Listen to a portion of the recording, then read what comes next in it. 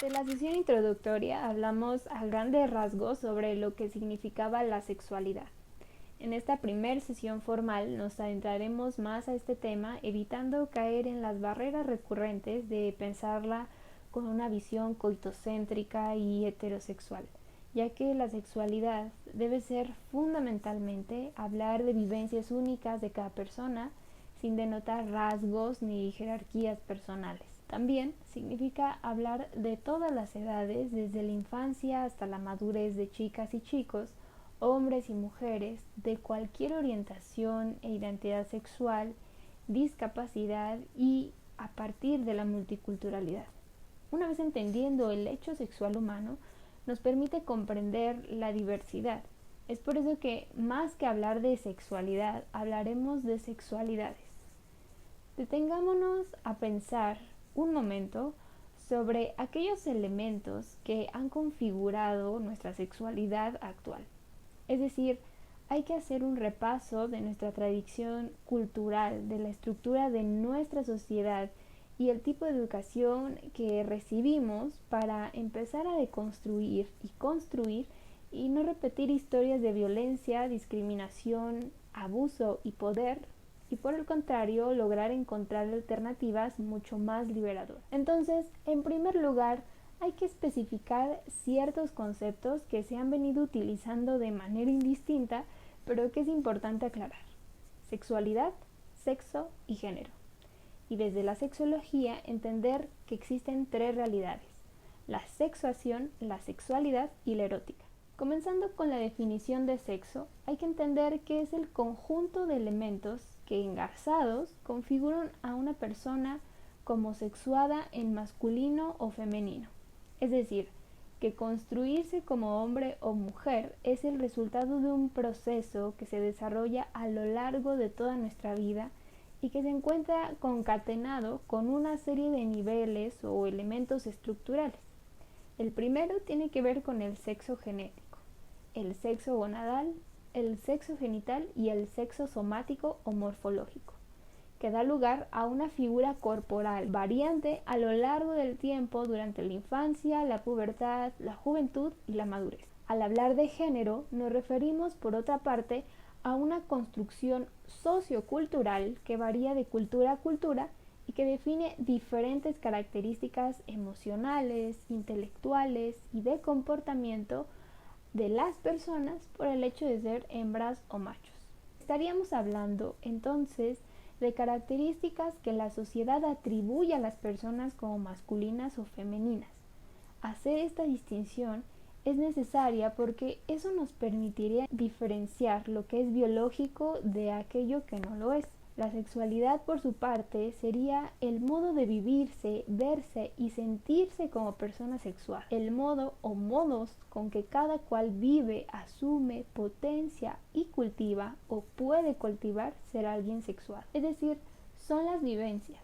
Por lo tanto, la sexualidad no es un instinto, sino una dimensión humana. Resulta relevante decir que cada uno va haciéndose sexual, se va sexualizando, se nota, se vive y se descubre a sí mismo como resultado de vivir. Cada persona vivirá su sexualidad de maneras únicas y distintas y esta se va a modificar a partir de esquemas sociales. La erótica, entonces, es una forma concreta de expresar lo anterior, lo que somos, lo que vivimos y que tiene múltiples posibilidades.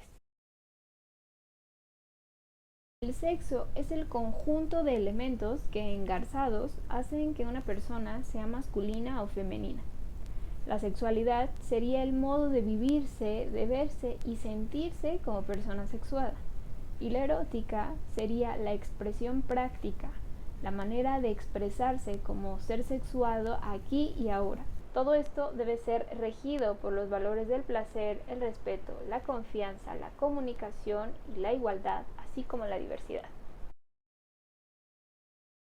Desde el momento en el que nacemos, nuestro cuerpo ya tiene la capacidad de sentir placer y esta capacidad se mantiene a lo largo de toda nuestra vida, pero las finalidades y las expresiones de nuestra sexualidad se modificarán según nuestro momento evolutivo y nuestra situación personal. Entonces, hablar de sexualidad implica hablar de diversidad y de género. está íntimamente ligada al desarrollo de la personalidad, de las relaciones de vida en común y de las estructuras sociales.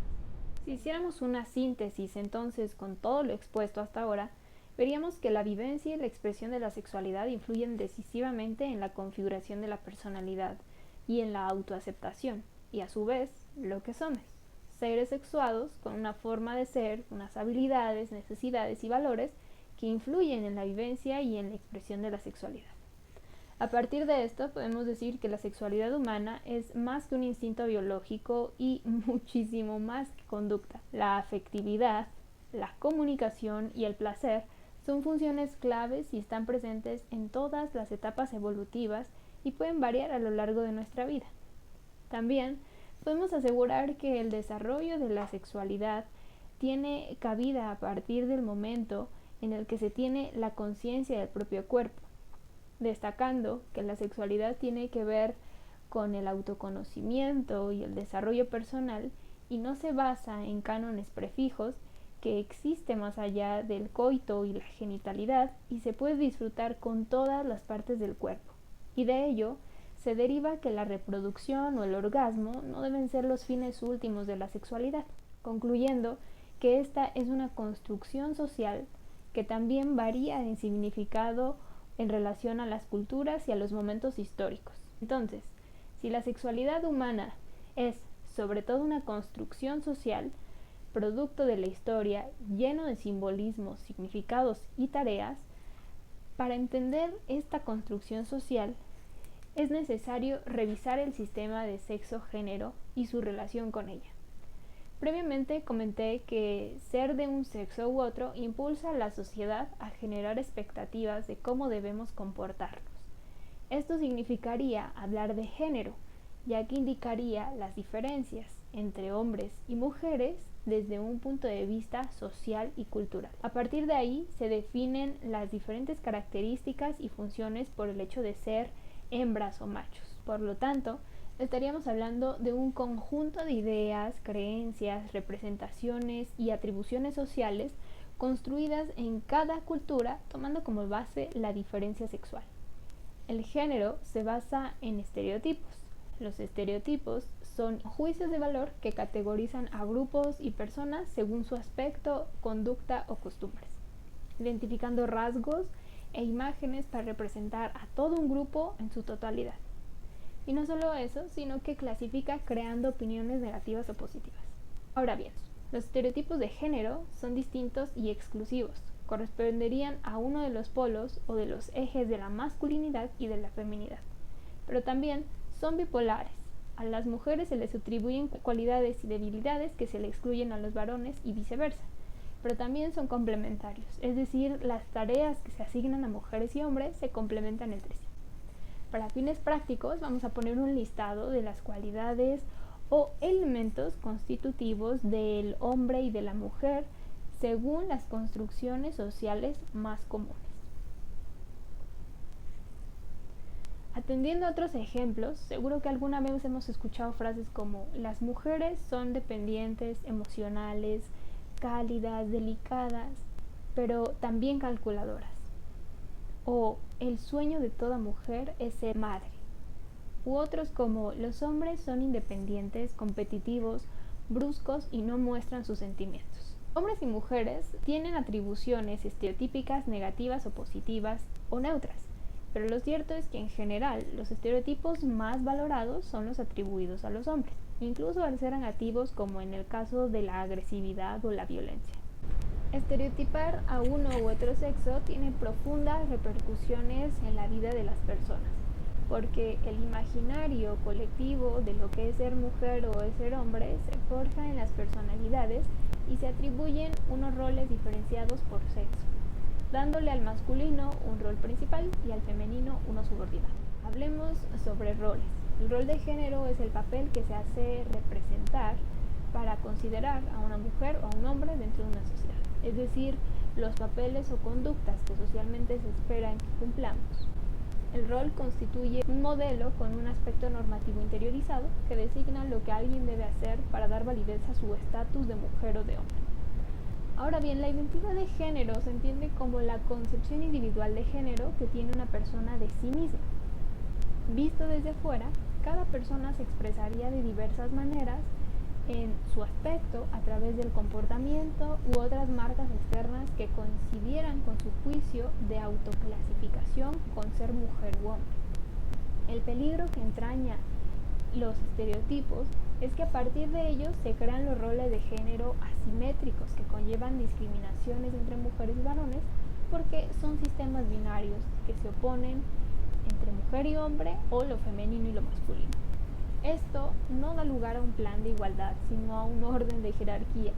Por eso no tenemos más remedio que señalar algunas cuestiones relacionadas con el sexismo, que se define como cualquier discriminación que se realice en el seno de una comunidad o sociedad en función del sexo y una actitud hacia una persona o personas en virtud de su sexo biológico. Para entender esta cuestión hay que clarificar que el sexismo sería un constructo multidimensional que incluiría dos conjuntos de actitudes sexistas, la hostil y la benévola. La hostil es una actitud negativa basada en la supuesta inferioridad de las mujeres como grupo y que se articularía en torno a una serie de ideas como comunalismo que considera que las mujeres son débiles e inferiores, dando legitimidad a la figura dominante masculina. El sexismo benévolo está marcado por una actitud sexista que considera a las mujeres limitadas de ciertos roles, camuflado por un cierto tono afectivo en donde el hombre debe cuidar y proteger a la mujer y considerar que las mujeres tienen por naturaleza muchas características positivas.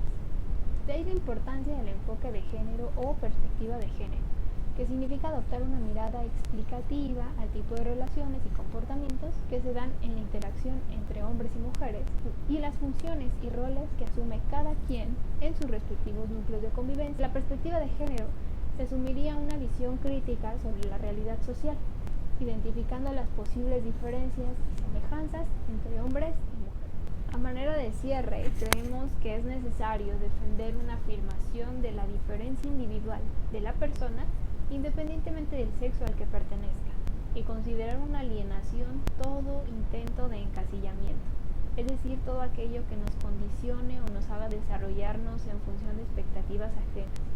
En definitiva, el sexo no es más que una circunstancia que determina la personalidad del individuo, pero también hay que contemplar la clase social, las relaciones familiares, las oportunidades de desarrollo y la tradición cultural, etc.